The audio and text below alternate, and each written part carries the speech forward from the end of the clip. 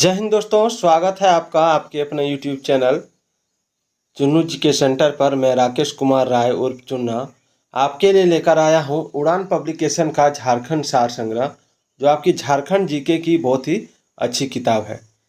तो आज मैं आपको चैप्टर 4 पढ़ाऊंगा। चैप्टर 3 मैं करवा चुका हूं। आज मैं आपको चैप्टर 4 पढ़ाने जा रहा हूं, तो पूरा वीडियो देख के जाइएगा और अगर पसंद आएगा तो कमेंट जरूर कीजिएगा। तो चलिए स्टार्ट करते हैं। ये खंड 2 में झारखंड का इतिहास पढ़ेंगे हम लोग। झारखंड का ऐतिहासिक परिचय सबसे पहले देखेंगे। ठीक है, झारखंड का ऐतिहासिक परिचय क्या है। देखिए, झारखंड का ऐतिहासिक परिचय में है कि झाड़ियों एवं वनों की बहुलता के कारण इस राज्य का नाम झारखंड पड़ा है। ठीक है ना, झाड़ियों एवं वनों की बहुलता के कारण इस राज्य का नाम झारखंड पड़ा है। और झारखंड का शाब्दिक अर्थ है वन प्रदेश। क्या है? वन प्रदेश। ठीक। और विभिन्न कालों में झारखंड प्रदेश को विभिन्न नामों से जाना जाता था। इसको याद रखिएगा, विभिन्न काल में झारखंड को अलग अलग नामों से जाना जाता था। आइए सबसे पहले इसको हम लोग देखते हैं कि किस काल में किस नाम से इसको जाना जाता था। आप देख सकते हैं, काल है ऐत्रेय ब्राह्मण। ठीक है, नामकरण पुंड्रू या पुंड था। ये देखिए पूछा गया है, काल क्या है? ऐत्रेय ब्राह्मण, नामकरण पुंड्रू या पुंड था। ठीक है। अथर्ववेद में आप देख सकते हैं व्रात्य प्रदेश कहा गया है झारखंड को। क्या कहा गया है? व्रात्य प्रदेश।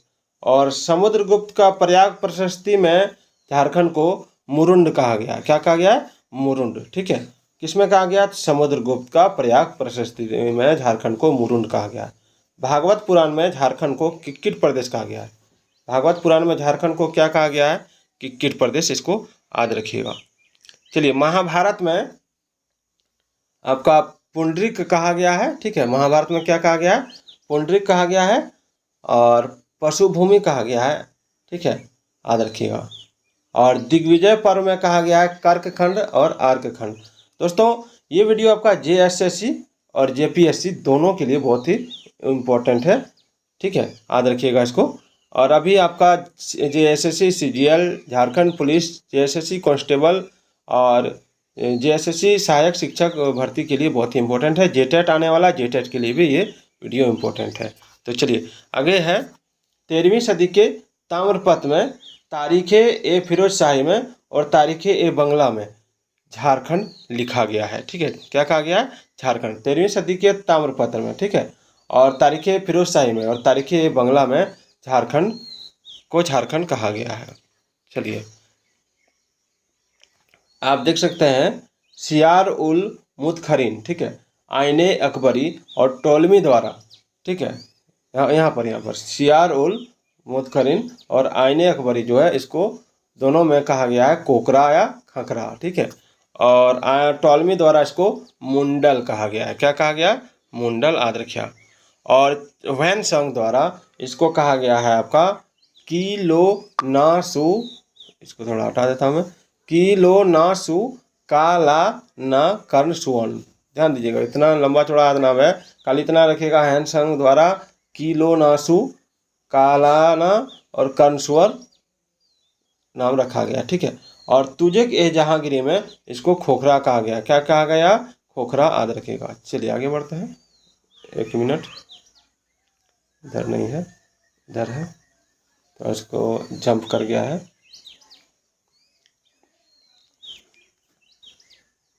आप लोग लाइन में रहिएगा कि अलग अलग काल में झारखंड को क्या कहा जा रहा है। जैसे ऋग्वेद में झारखंड को कहा गया है किक्कट प्रदेश। ठीक है, ऋग्वेद में किक्कट प्रदेश कहा गया है। वायु पुराण में कहा गया है मुरंड। क्या कहा गया है? मुरंड। विष्णु पुराण में इसको कहा गया है मुंड। क्या कहा गया है? मुंड। याद रखिएगा। चलिए, पूर्व मध्यकालीन संस्कृत साहित्य में झारखंड को कलिंद देश कहा गया। क्या कहा गया है? कलिंद देश। और कबीर के दोहे पद्मावत में, जो जायसी द्वारा रचित बुक है पद्मावत, ठीक है, और कबीर के दोहे में और अकबरनामा में इसको झारखंड कहा गया। क्या कहा गया है? झारखंड। याद रखिएगा।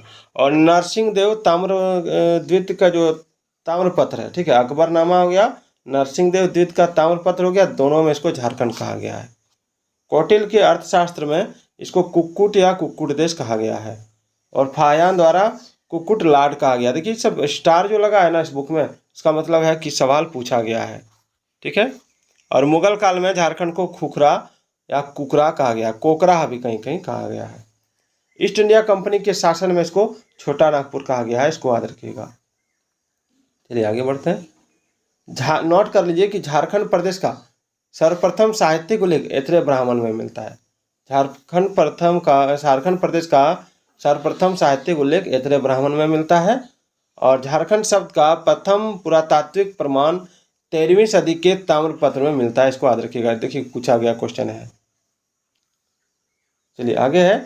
प्राचीन काल में गुप्त शासकों एवं गौड़ शासक शशांक ने झारखंड क्षेत्र में सर्वाधिक समय तक शासन किया था।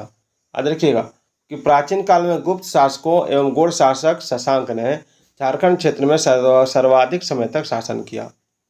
उसके बाद है कि मध्यकाल में झारखंड में क्षेत्रीय राजवंशों का, ठीक है ना, मध्यकाल में झारखंड में क्षेत्रीय राजवंशों का जो शासन स्थापित था, ठीक है, मध्यकाल में झारखंड में क्षेत्रीय राजवंशों का शासन स्थापित था। और वैन संघ ने राजमहल क्षेत्र के लिए, देखिए वैन संघ ने यहाँ पर आप नोट कर लीजिए इसको कि वैन संघ ने राजमहल क्षेत्र के लिए झारखंड का जो राजमहल क्षेत्र था उसका नाम रखा था की चिंग काइलो यानी सीयूकी नामक पुस्तक में इसकी चर्चा की गई। ठीक है, पुस्तक का नाम क्या था? सीयूकी, जिसमें इसका नाम की चिंग काइलो रखा गया था।